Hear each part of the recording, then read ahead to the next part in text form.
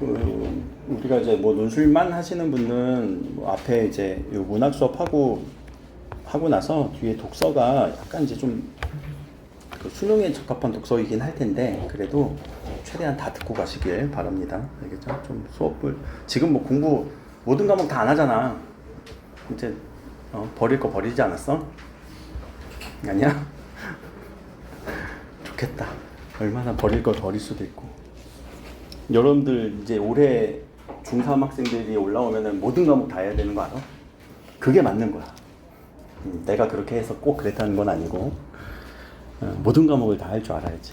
그치? 뭐 사탐에 몇 과목, 뭐 과탐에 몇 과목 그게 무슨 공부야. 다 알아야지. 중3 친구들은 그렇게 공부를 할 것 같아요.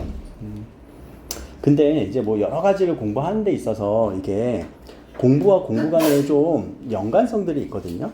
연관성들을 여러분들이 좀 스스로가 느껴지면 그게 진짜 깊이 있는 공부인데 그냥 단순히 알려준 내용들로만 공부를 하잖아?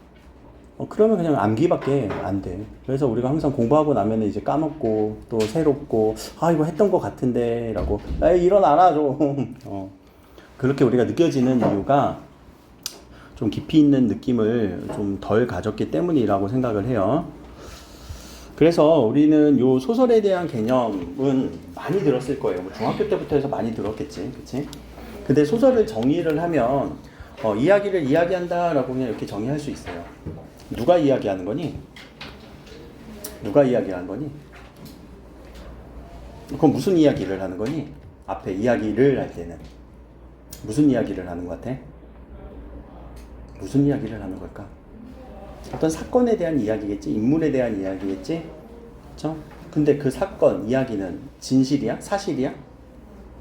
아니지? 허구성이 있는 거지만 최대한 뭐에 가깝대? 현실에 가깝게 사실성을 부여하면서. 그래서 여기는 인물과 어떤 사건에 대한 이야기일 거예요. 요거 앞뒤 이렇게 보시면 똑같거든요? 앞뒤 부분 받았니? 안 받았니? 안 줬니 내가? 그래?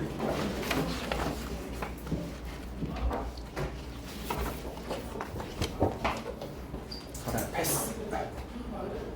앞뒤 부분 똑같은데 하나는 그냥 지금 수업하면서 이렇게 좀 필기하실 용도로 적으시고요. 뒤에는 그냥 깨끗하게 해갖고 여러분들이 눈으로 계속 익혀두시라는 얘기예요. 알겠지? 이런 용어들. 그럼 인물이라던가 어떤 사건에 대한 이야기를 한대요. 그럼 누가 이야기를 해요? 누가 이야기를 할까? 소설에서 이야기해주는 사람. 서술자. 그래서 인물이라던가 어떤 사건에 대한 이야기를 서술자가 이야기하는 것을 우리는 소설이라고 얘기를 한단 말이에요. 그래서 딱 두 가지밖에 없어요. 소설에서 우리가 개념을 크게 분류하면 자 위에 어떤 소설에 대한 내용적인 측면 앞에 이야기고요. 뒤에 이야기를 하는 서술자에 대한 측면. 문제는 그래서 이렇게 두 가지로 구분되어서 나올 거예요. 크게 내용과 형식 이렇게 볼 수 있겠죠. 그러면 자 먼저 제일 중요한 거는 밑에 부분이에요. 제가 여기 일부러 이렇게 진하게 쓰진 않았어요. 소설의 형식과 표현 읽기라고 해서 이 제목을 제가 진하게 안 쓴 이유가 넘나들어야 되거든. 소설은 이야기를 이야기하는 사람들을 넘나들면서 우리가 생각을 해줘야 되기 때문에 막 명확하게 뚜렷하게 쓰지 않는 이유이기도 해요. 그럼 첫 번째 우리는 서술자에 대한 얘기를 한번 해봅시다. 이 서술자를 우리는 어떤 시점 파악한다 라고도 생각을 하실 거란 말이에요. 시점을 파악한다. 그럼 서술자라는 이 개념을 정의부터 한번 해보자. 서술자는 뭐 해주는 사람이라고? 이야기를 해주는 사람이지. 그치? 자, 이야기만 하는 사람이에요. 이 만의 강조를 좀 할 거란 말이에요. 지금 풀었던 문제와 연관이 있습니다. 그럼 자, 서술자인데 이 서술자를 우리는 어떤 시점이라고 하고 그 시점은 얘들아 시점이라는 단어의 원래 뜻은 뭐니? 시점은 시점, 위치 그치 보는 관점. 그래서 이 서술자가 시점 위치란 말이에요. 위치. 그래서 이 위치가 어디 있느냐라고 할 때 1인칭이라고도 얘기를 하고요. 3인칭이라고도 얘기를 하죠. 그럼 그 위치가 1인칭이란 건 뭐야? 나의 위치에서 나의 시점에서 얘기를 하는 게 1인칭이고 3인칭은 나 아니면 되겠네. 그치? 일단 나는 아닐 거예요. 그럼 3인칭은 그와 그녀야? 그와 그녀의 시점이야? 그게 뭔데? 자, 그래서 이거를 우리는 위에, 자, 왼쪽에 박스가 이야기의 단위 박스라고 생각을 합시다. 이 이야기 단위 안에 있으면 이게 1인칭이고 이야기 밖에 있으면 3인칭이죠. 그렇죠? 그래서 이야기 속에 있는 내가 이야기 해주면 그게 1인칭이고 이야기 밖에 있는 사람이 얘기해주면 그게 3인칭이고 모르진 않으니까 빨리 넘어갈게요. 자, 그랬을 때 자 1인칭은 두 가지 시점으로 또 나뉘어요. 무슨 시점과 무슨 시점? 주인공 시점과 관찰자 시점. 3인칭도 두 가지로 나뉘죠. 무슨 시점과 무슨 시점?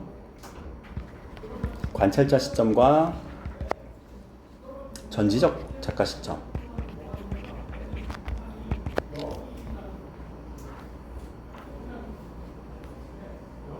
그래서 이 시점에 대한 문제가 항상 서술상의 특징이라고 문제에서 우리가 학력평가에서는 명시적으로 나오는데 전지라는 단어 한번 생각해보자. 전지적이라는 단어가 무슨 단어야?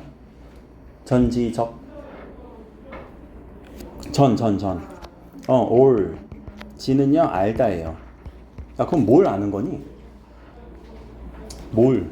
모든 것에 해당하는 뭐. 인물의 생각. 또는 인물의 심리. 그 인물의 과거 행적. 그럼 어떤 인물? 모든 인물에 대한 뭐 생각, 심리, 과거, 행적 다 아는 거예요. 관찰자 시점은요? 모릅니다. 이런 것들 다 몰라요. 그냥 보기만 하는 거예요. 관찰자 시점에 대한 소설이 수능이나 이런 데서 많이 나오진 않아요. 그리고 수능 특강에서도 거의 실려있진 않아요. 그냥 보기만 합니다. 그래서 중요도는 좀 떨어지니까 일단 패스. 자, 그럼 주인공 시점은? 또 관찰자 시점은? 자, 주인공 시점은 무슨 말이야? 주인공은? 내가 소설 속의 주인공이란 얘기죠. 그럼 주인공이기 때문에 나는 뭘 알 수 있어? 그렇지, 내 생각은 알아요. 나의 생각은 알아요. 나의 심리는 이야기할 수 있어요. 나의 과거도 알겠지. 과거 회상 정도? 그럼 관찰자 시점은요? 알아요, 몰라요? 아니야, 왜 고개를 흔들어? 알아야지. 나잖아. 1인칭 관찰자잖아. 1인칭 관찰자니까 나의 생각과 심리, 회상은 다 안다고요. 근데 대신 누구를 몰라? 그렇지, 다른 주인공, 다른 사람은 몰라. 1인칭 주인공 시점은 나는 알지만 다른 사람은 몰라. 똑같아, 얘들아. 이때는 똑같아. 다른 타인은 모른단 말이야. 나만 아는 거지. 그쵸? 그러니까 이거를 뭐 주인공 시점이라고 또는 관찰자 시점이라고 타인을 모른다? 나는 안다? 이거 생각하지 마세요. 나예요, 나. 나에 대한 건 알아요. 나에 대한 건 무조건 다 알아요. 나의 생각, 심리는 다 알아요. 그래서 미리 좀 얘기하겠지만 요 1인칭 소설의 이 내용은 나중에 우리가 뭐 한 3주, 4주 정도 뒤에 할 테지만 수필과 연결될 수 있어요. 수필과 연결해서 우리가 같이 공부를 하면은 좋아요. 현대소설 하면서 현대 수필까지 같이 공부를 할 거예요. 수필도 구성이 비슷하지. 수필 누가 썼니? 내가. 글쓴이가 쓴 거지? 그치? 그럼 글쓴이가 뭘 썼어? 경험, 사건을 통한 느낌, 생각을 쓰는 거지? 똑같단 말이야. 심리, 생각은 똑같이 알 수 있어요. 오케이. 자, 밑에 우리 초점하자라는 개념까지도 좀 알아야 됩니다. 초점하자. 자, 이 초점하자라는 개념은 우리가 제한된 전지적 작가 시점이라고도 얘기를 해요.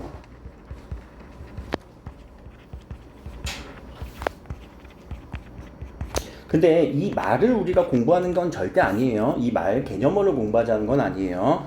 이것의 유형, 이것의 어떤 특징을 공부하는 거예요.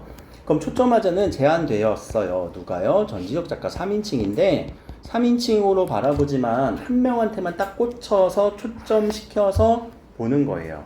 그럼 3인칭인 전지적 서술자가 누구에 들어가서 한 인물, 이때는 나가 되면 안 되겠지?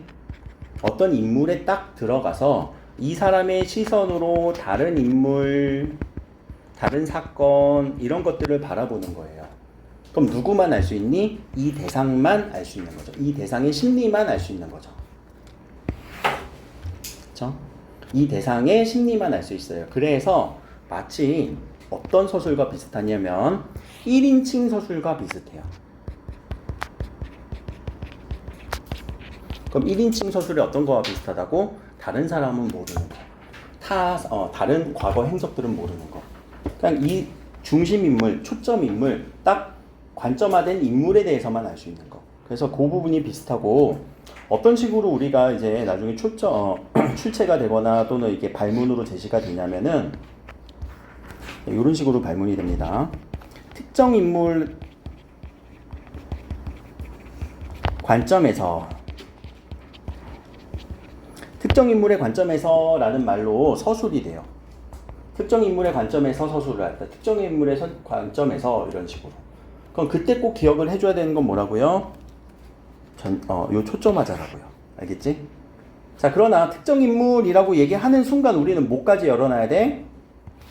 1인칭 시점까지도 열어놔야 돼요. 특정 인물이 1인칭도 맞잖아. 그치? 그래서 이거 너무 외워서 푸는 건 아니고 이런 개념들이 있구나. 이런 개념들을 우리는 활용해서 독해를 해줘야 된다라는 얘기예요. 그래서 이 서술자가 자 처음부터 우리는 그럼 잡아야 될 게 뭐라고요? 이 서술자가 어디에 위치해 있어? 소설 안에 있어? 소설 안에서 나라고 등장해? 아니면 소설 밖에서 다른 전체를 아는 사람을 등장해? 그래서 1인칭, 3인칭부터 잡아주시고 그럼 이거는 줄거리 부분에 나오면 아마 파악이 될 거고 혹은 줄거리가 없더라도 한 문단, 두 문단 정도만 읽어도 파악이 빨리 잡아낼 수가 있을 겁니다. 그래서 시점 잡기 연습을 꼭 하셔야 되고 고전소설 같은 경우는 제가 아직은 확인을 못해서 그래요. 고전소설은 거의 대부분 3인칭 전지적 작가 시점이죠. 고전소설. 그럼 현대소설은? 1인칭이라고 얘기하지만 3인칭도 있어. 몰라. 그래서 현대소설이라고 하는 거는 1인칭과 3인칭을 넘나들면서 쓰기도 해요. 이건 현대소설의 특징이에요. 그래서 사실 장르적으로 우리가 장르의 어떤 특징으로 본다면 고전소설이 더 쉬워요. 고전소설이 더 쉬워요. 이지해요. 왜? 다 알아. 다 이야기해줘. 심리도 다 얘기해줘. 사건 전개도 다 얘기해줘. 현대소설 1인칭 때는 진짜 겁나 어려워. 근데 우리는 고전이 더 어렵다라고 편견을 갖고 있어. 이유는 알지. 안 읽히니까. 어휘가 어려우니까. 그래서 고전을 공부할 때는 항상 여러분들 어휘까지도 좀 체크를 해주셔야 된다는 거. 그것을 꼭 거듭 말씀드리면서 그러면 이 서술자가 이제 우리에게 뭐 해주냐? 이야기를 들려줄 거잖아. 어떻게 들려줘요? 그게 오른쪽에 나오는 서술 방식이에요. 오늘 요 개념 다 하진 않을 거예요.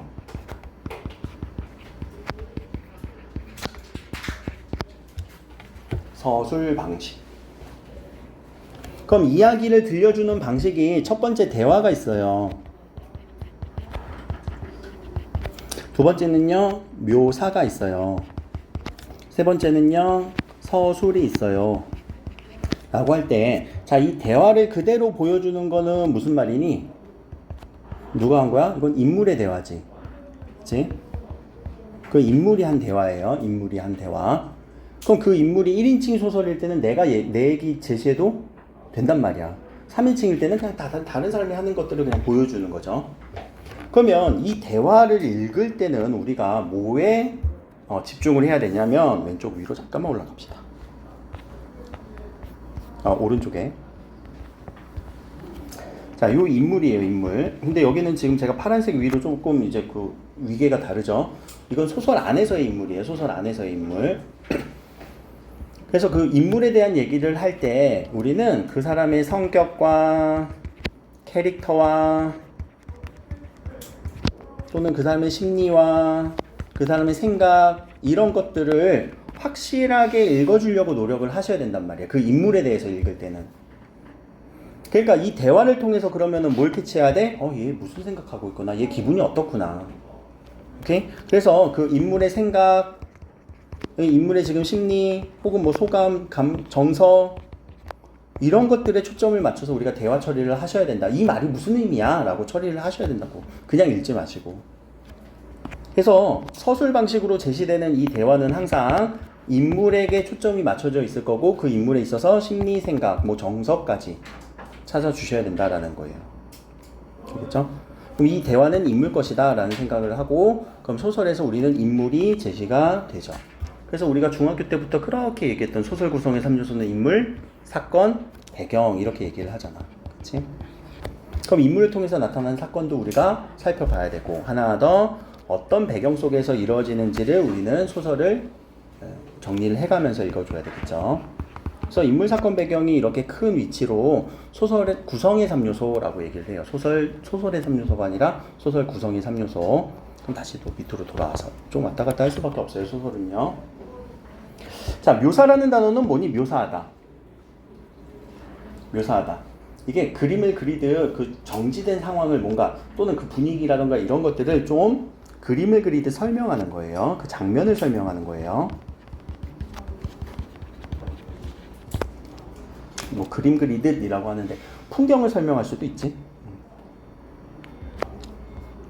자, 근데 이 묘사라고 하는 부분이 더 나뉘어져요. 어떻게 나뉘어지냐면 먼저 인물에 대한 묘사가 있을 수도 있어요. 인물에 대해서. 그럼 인물에 대해서는 어떤 묘사가 이루어질 수 있냐면 인물의 외양 묘사. 겉모습. 자, 외양 묘사에 조금 더 들어가서 행동 묘사. 외양은 겉모습이에요. 옷을 뭐 입었는지, 뭐 키는 큰지 작은지, 행동을 쟤 뭐 하고 있는지, 눈을 감고 있다, 고개를 끄덕끄덕이고 있다, 뭐 하고 있는 것 같아? 눈을 감고 고개를 끄덕인다, 이해하고 끄덕이는 걸까 모르겠어. 남자야. 자, 하나 더. 인물이 아니라면 배경 묘사가 있을 수도 있죠.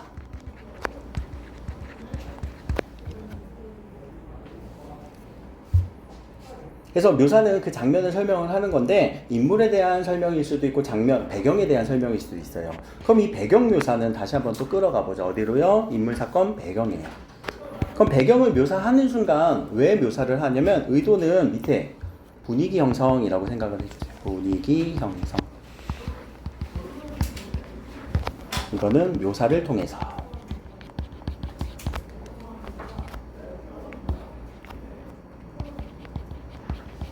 그래서 묘사를 통해서 분위기를 형성시켜준다라는 말 무슨 말인지 이해되죠?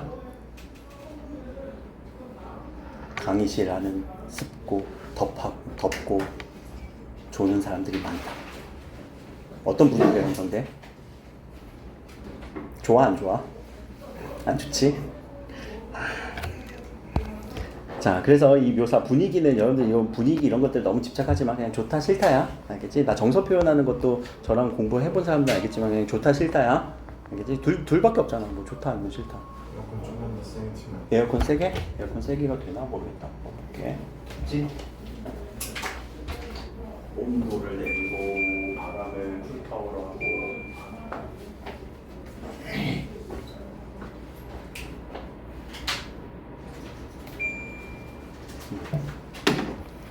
합시다.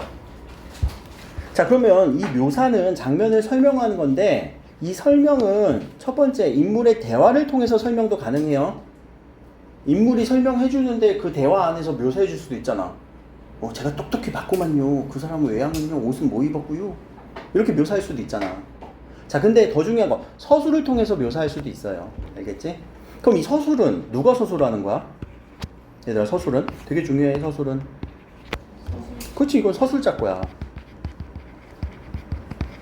서술자의 것이야. 대화는 누구 거야? 인물의 것이야. 근데 그 인물이 1인칭이면 나라고 한다면 서술자의 나의 대화이기도 하고 서술은 무조건 그냥 서술자예요. 그럼 이건 1인칭일 수도 있고 3인칭일 수도 있겠지만 서술자가 뭐 하는 거니? 서술자가 뭐 하는 거니 원래? 이 서술은 이야기하는 거지. 이건 그냥 서술자의 이야기란 말이야. 그럼 서술자의 이야기는 조금만 더 풀어서 얘기할까? 사건 전달이에요. 사건 전달. 알겠지? 뭐 이야기라 써도 괜찮고 사건 전달이라고 써도 관계없습니다 지금.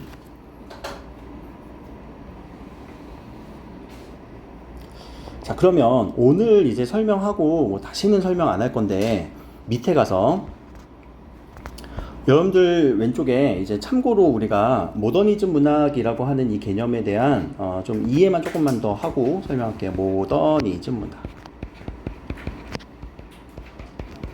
이거는 우리가 시 할 때도 설명 한번 할 거고, 그리고 소설 할 때도 한번 할 건데, 이건 참고만 하세요. 참고 하세요. 라는 게요. 듣기 싫어도 참고 하셔야 돼요. 왜냐면, 자, 이 소설의 모더니즘이라는 개념을 좀 이해하기 앞서서 지금 제가 소설 방식 하다가 지금 넘어왔잖아. 그러면 모더니즘이라는 단어는 무슨 뜻이니? 모더니즘. 그치? 모모이즘이라는 단어는 모던이 무슨 뜻이야? 현대. 그럼 이즘은 현대스러운 생각이지. 좀 세련된 생각이지. 그럼 이 모더니즘과 대비되는 개념은 뭐니? 현대스럽지 않은 건 뭐야? 안 현대스러운 거? 비현대? 불현대? 그치, 고전이에요, 고전. 그럼 이 소설에서도 우리는 이제 모더니즘 계열의 소설 같은 경우는 이제 뭐 내용이나 이런 형식적인 측면에서 일단 형식을 얘기하자면, 야, 그럼 고전은 얘들아, 아까 얘기했지. 시점은 무슨 시점밖에 없다고? 전지적. 그치, 3인칭이에요. 그리고 전지적 작가 시점이에요.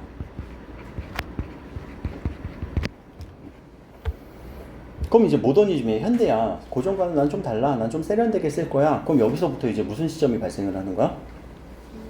1인칭 시점이 발생하는 거야. 그럼 1인칭, 3인칭을 기반으로 한 3인칭부터 계속 이어지긴 해요. 근데 여기 이제 1인칭 시점이 생기게 되는 거죠. 그럼 모더니즘은 언제부터냐? 이게 1920년대 문예 사조예요.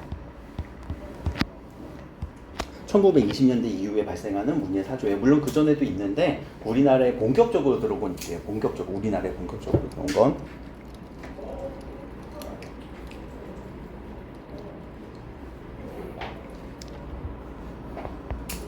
자, 그러면 다시 형식적인 내용에서 그럼 3인칭 전지적 작가 시점이라고 하는 고전에서는 서술자가 뭘 해야 된다고? 서술자가 하는 역할은 뭐라고? 이야기만 전달.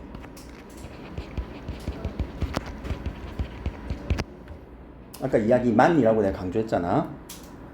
근데 우리 오늘 문제 좀 전에 풀었던 문제에서 어떤 개념어가 나왔냐면 서술자의 개입이라는 개념이 나왔죠. 그쵸?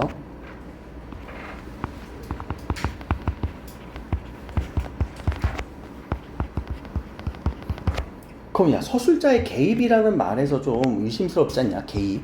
개입이라는 건 뭐야? 끼어든 거지. 왜 끼어들어? 얘 서술자가 끼어든 거야? 원래 소설이 있는 애 아니야? 소설에 우리가 서술자라는 애가 있잖아, 항상. 근데 왜 끼어들었다고 표시를 해? 서술자의 생각을 전달하면 안 돼? 맞아. 왜 서술자는 뭐만 하는 사람이야? 이야기만 하는 사람이야. 근데 갑자기 뿅 하고 자기가 들어오더니 개입을 했어. 뭐라고? 자기의 생각. 자신의 생각 중에서 어떤 생각? 자신의 감정.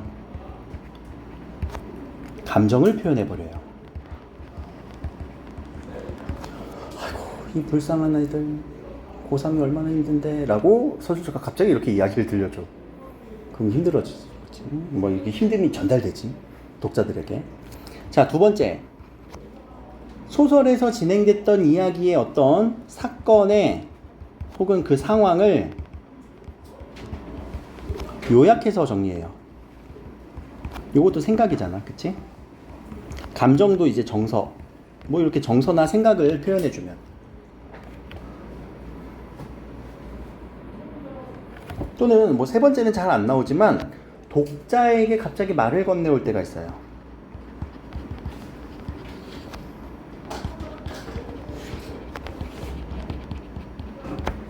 독자에게 말을 건네는 거예요.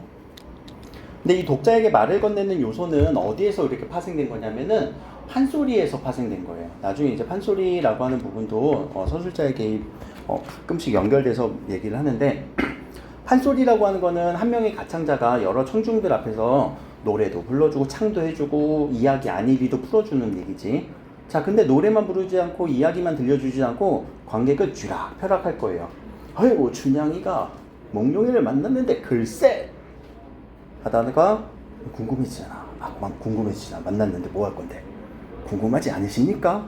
그럼 이제 막 돈을 더 받는 거지. 그때 이제 판소리 가창자가. 그때 이제 왜냐면 전문적으로 공연하는 사람들이기 때문에 돈을 받아야 이야기를 더 풀어준단 말이야. 그럼 우리 to be continue. 그래서 기다렸다가 이야기를 또 듣게 되는. 그래서 뭐 다음 주 이 시간에 이런 패턴이 다 서술자가 개입을 해서 독자들에게 궁금하지롱 했던 개념들이에요. 알겠죠? 그 독자에게 말을 건넨다라는 말은 궁금하시지용 이런 느낌으로 생각하시면 돼요. 자, 이게 이제 서술자의 개입인데, 그럼 원래 이야기만 전달하던 사람이 전지적 작가 시점에서 뭐가 일어난다고? 서술자의 개입이 일어난다고요. 그러니까 이거를 우리는 고전에서 따로 처리했어.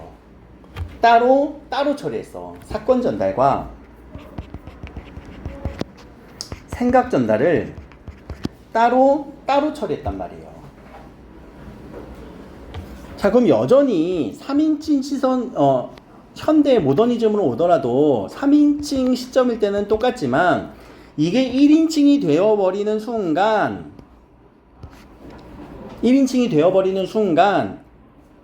1인칭 시점의 서술 방식 어디에서 서술에서는 뭐와 뭐가 동시에 일어난다고요? 사건 전달과 서술자의 생각이 동시에 나타난다고요. 1인칭 소설에서는요. 여기 우리 이제 뭐 1인칭 소설 1학년 때 배웠던 거 광동군은 달밤 기억나는지 모르겠다. 나가 황수건을 보면서 황수건은 어떤 사람이야 라고 생각도 했고 황수건과 있었던 사건을 이야기해주고 그쵸? 그렇게 얘기하면은 또 섭섭해하니까 우리 경민고 같은 경우는 9켤레 구두로 남은 사대 같은 경우도 나 대학 나온 사람이요 라고 하는 권씨의 행동을 바라보는 나의 사건 전달과 이야기 전달, 생각 전달.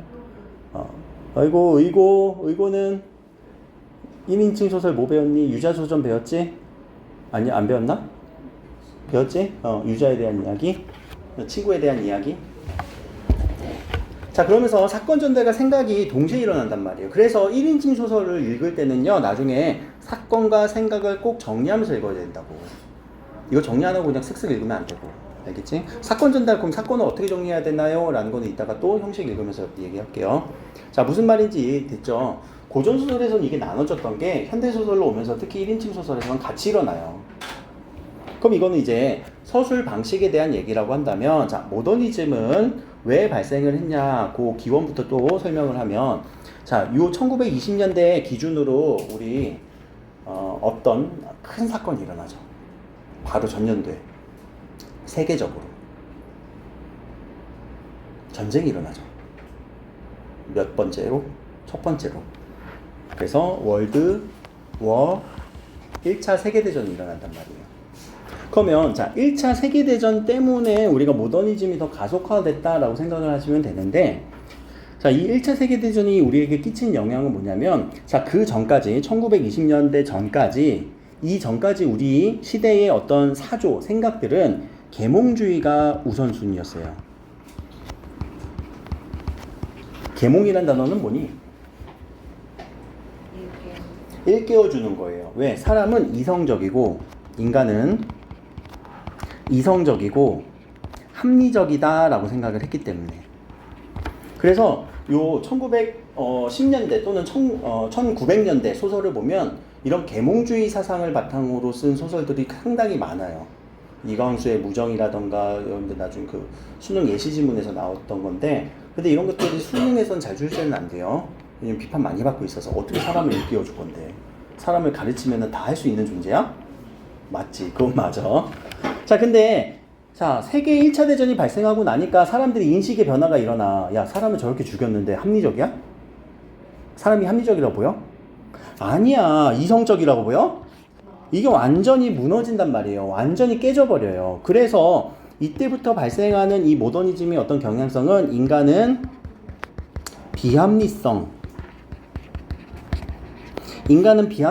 비합리적이다. 비합리적이라고 쓸게요. 이 인간의 비합리성에 대한, 비합리적인 부분에 대해서 고발하는 부분들이, 이것에 대한 어떤 고발, 어떤 세태 또는 뭐 풍자 혹은 문제의식 제기를 해요.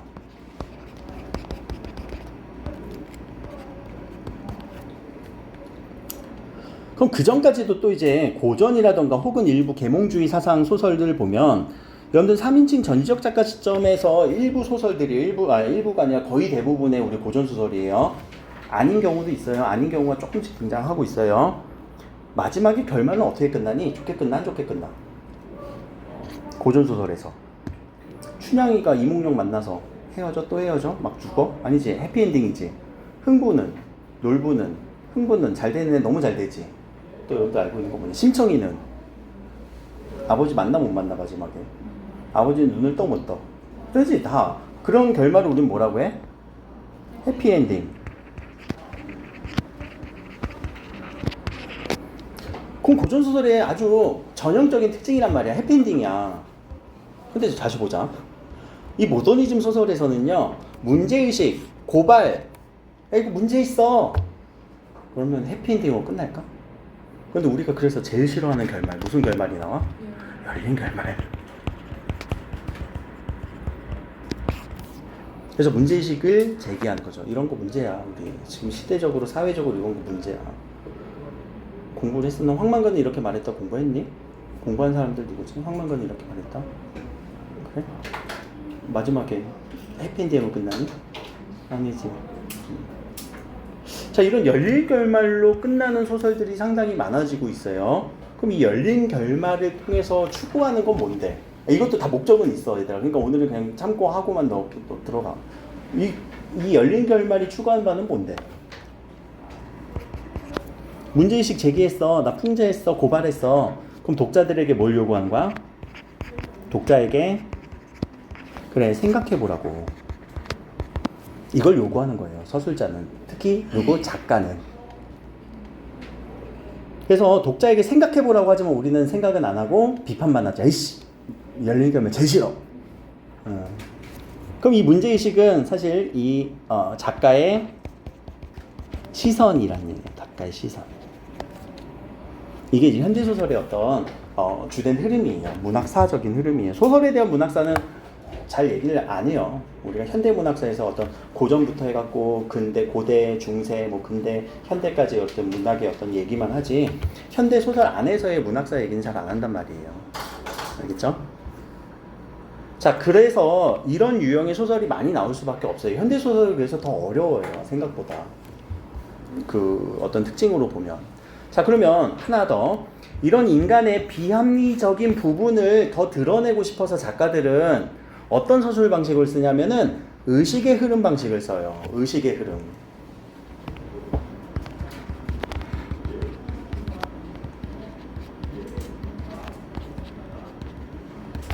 그럼 의식의 흐름이라는 거는 뭐니? 의식의 흐름. 우리 평소에 의식의 흐름대로 하라고 해? 하지 말라고 해?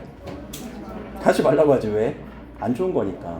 그럼 의식의 흐름이라는 건 그냥 그저 그냥 생각나는 대로 툭툭 던지는 거잖아. 인과성이 높아, 낮아? 인과성이 낮아. 왜? 인과성이 낮은 부분을 드러내면서 인간은 원래 비합리적이야 라는 걸 드러내고 싶었던 거거든. 장치로서. 근데 이 의식의 흐름이라는 이 소설의 어떤 전개 방식이, 서술 방식이 나오면 소설 자체가 되게 어려워요. 그래서 옛날에 나오다가 잘 안 나와요. 그 대표적인 소설이 뭐냐면 소설가 구보씨의 일일. 소설가 구보씨의 일 혹은 이상이라고 하는 작가의 날개야 솟아라. 또는 유해라는 전쟁소설. 유해라는 소설은 작년도에 전년도에 우리 수능 특강에 실렸었기 때문에 아마 올해는 안 나올 거고, 이상의 날개는 이상이란 작가도 지금 안 나왔기 때문에 연계도 안 될 거예요. 그리고 박태원의 소설가 구보시는 모르겠네. 이건 좀 생각은 해줘야 되지만 의식의 흐름을 명확하게 지금 제시하면서 나온 소설은 없기 때문에. 근데 이제 의식의 흐름 기법처럼 쓰는 소설들은 현대소설에 많죠. 왜? 1인칭의 생각이니까. 결국 1인칭의 이 생각이니까. 그쵸? 그래서 의식의 흐름을 전면적으로 내지는 않을 것이다. 근데 의식의 흐름이라는 얘기가 뭔지는 알고 있어야 된다. 알겠죠? 이게 학력평가에서는 선택지로 그냥 제시가 돼요. 의식의 흐름 기법으로 서술하였다. 그러니까 그 말이 무슨 내용인지는 알아야 된다라는 거. 자, 그리고 하나 더 요약적 진술도 가능하죠.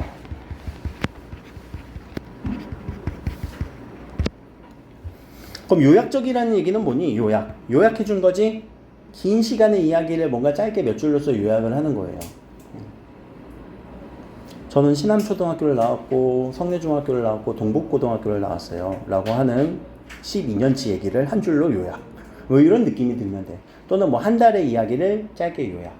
그래서 그런 요약이다 라는 거. 그러니까 사건의 전후 사정을 다 알아요. 어디에서? 서술에서만 나옵니다. 그러나 어디에서도 나올 수 있냐면 인물의 대화에서도 나올 수도 있다라는 건 염두에 두세요. 알겠지? 인물의 대화에서 전후 사정들을 다 얘기할 수도 있는 거니까.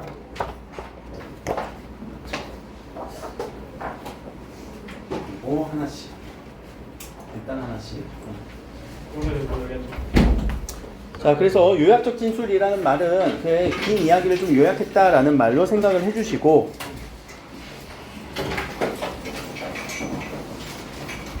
그럼 일단 여기까지가 이제 서술 방식에 대한 얘기, 시점과 서술 방식에 대한 얘기를 이렇게 좀 채워놨고요. 하나 더. 이제 우리가 사건을 전달한다라는 측면에서, 사건 전달의 측면이야. 그럼 사건 전달의 측면에서는 여기를 보시면 돼요. 이제 소설 구성의 3요소. 소설 구성의 3요소. 그럼 소설의 구성은 뭘 의미하냐면 하나의 장면을 의미합니다. 장면. 그럼 그 장면 안에는 안 쓸게 그냥. 장면 안에는 뭐가 나올 거라고? 인물, 사건, 배경이 나올 거라고. 그치? 그러면 이 장면들이 모여져서 하나의 소설로서 이루어지는데, 소설 구성의 3요소니까 이 구성이 이거야. 알겠지? 소설의 3요소는 뭐냐면 주제, 구성, 문체예요. 소설의 3요소는 주제, 구성, 문체예요. 주제, 구성, 문체, 주제, 구성, 문체. 그리고 그 안에 구성에서의 인물, 사건, 배경이 있다라는 얘기인데, 안 외워도 괜찮아. 이거 몰라도 괜찮아. 이거는 개념적으로 볼 건 아니야. 개념적으로 봐야 되는 건 이거밖에 없어, 밑에. 자, 그럼 여기서는 이 인물, 사건, 배경이 하나의 장면이 될 거라고요. 요거 지금 장면 단위로 제가 요렇게 체크를 해놓은 건데, 그럼 소설은 한 장면이 쭉 이어지진 않겠지? 그 안에서 뭐가 바뀔 수도 있어? 인물이 바뀔 수도 있지. 또는 사건이 바뀔 수도 있지. 혹은 배경이 바뀔 수도 있지.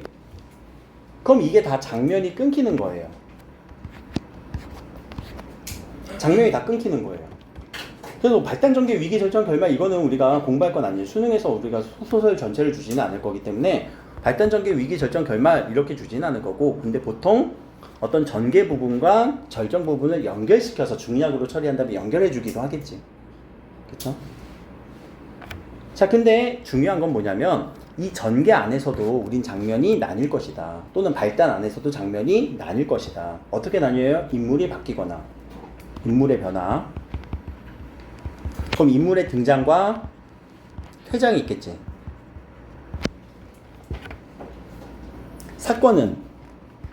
사건이 시작되는 경우,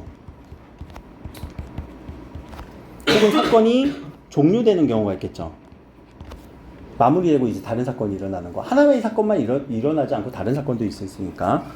자, 요 배경은, 자, 맨쪽 아래 배경은 무슨 배경이 있어? 시간적 배경, 공간적 배경이 주된 배경일 거란 말이에요.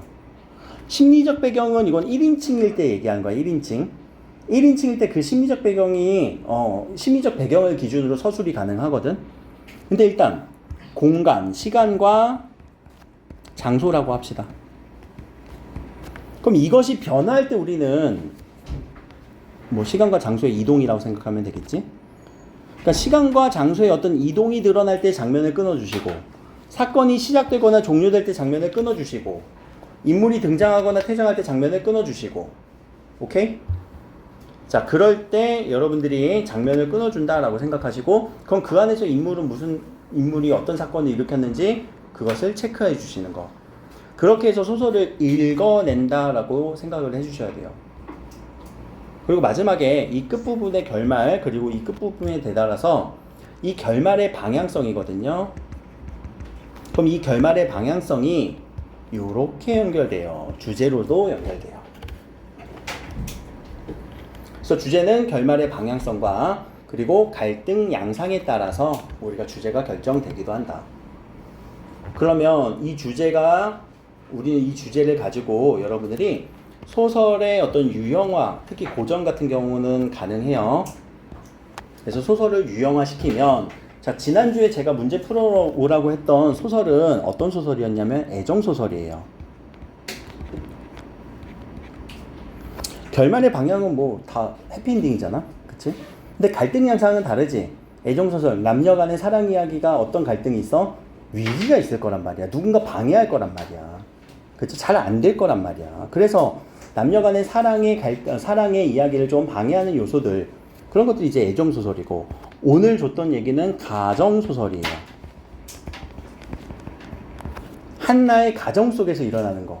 가정 속에서 무슨 갈등이 일어나니? 우리가 이제 고전에서 이제 얘기했던 어떤 중세 시대에 있었던 일부 다처제 때문에 발생할 수 있는 본처와 후처의 어떤 갈등, 혹은 적자와 서자의 갈등, 이런 것들도 우리 가정 속에서 일어나는 거죠. 또 부인들은 자기 아들이 그 대를 이어받기를 원하잖아. 그쵸?